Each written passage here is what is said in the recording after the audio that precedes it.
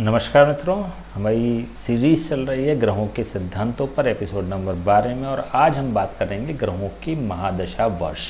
ग्रहों के महादशा वर्ष का पैमाना होता है या फिर मेजरमेंट जो होता है वो होता है विंशोत्तरी दशा, जो कंसीडर होती है, जो मैक्सिमम एस्ट्रोलॉजर जिसको फॉलो करते हैं, जो वैदिक एस्ट्रोलॉजी में बताई गई है। या अगर पाराशरी सिद्धांत की बात करें तो पाराशरी सिद्धांत को जिसने फॉलो किया है, पाराशरी सिद्धांत ने, वो विंशोत्तरी दशा, विंशोत्तरी मतलब विंशोत्तरी 120 वर्ष, 120 वर्ष की जो दशा होती है। जब भी हम एस्ट्रोलॉजिकली कुंडली देखते हैं या आप कंप्यूटर पे भी देखेंगे तो आपको कई प्रकार की दशा मिलेंगी, तो आपको जो कंसीडर करनी है वो विंशोत्तरी दशा ही करनी है।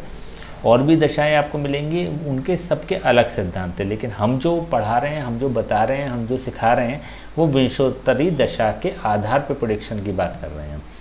तो विंशोत्तरी दशा 120 वर्ष एक आदर्श आयु मानी गई है किसी भी व्यक्ति के।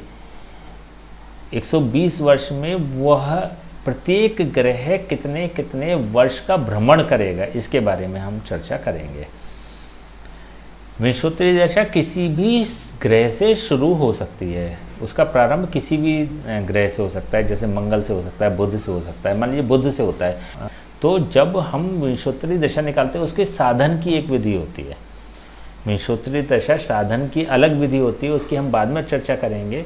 लेकिन मान लीजिए किसी व्यक्ति का जन्म हुआ बुध की दशा में, तो हो सकता है कि उसकी 7, 8, 10, 12 साल निकल चुके हों, या 15 साल 16 साल निकल चुके हों, 1-2 वर्ष ही बचा हो। तो उसकी जो दशा शुरू होगी, जो विंशोत्तरी दशा शुरू होगी, वो उसी पर्टिकुलर समय से शुरू होगी जब जितना वो भोग चुका है, वो निकालने के बाद जो बाकी बचा है उससे उसकी दशा प्रारंभ होगी। और नेक्स्ट जब चलेगी तो बुध एक सीक्वेंस होता है ग्रहों की महादशा का।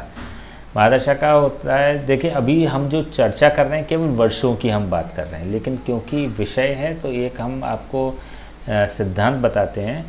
उसमें सिद्धांत जो हम पढ़ते थे, जो हमने एमए किया था ज्योतिष में, तो हमारा एक सरलतम हमने याद करने का प्रयास किया था, जिसमें एक सिद्धांत था आचंभो राजीश बुकेशु।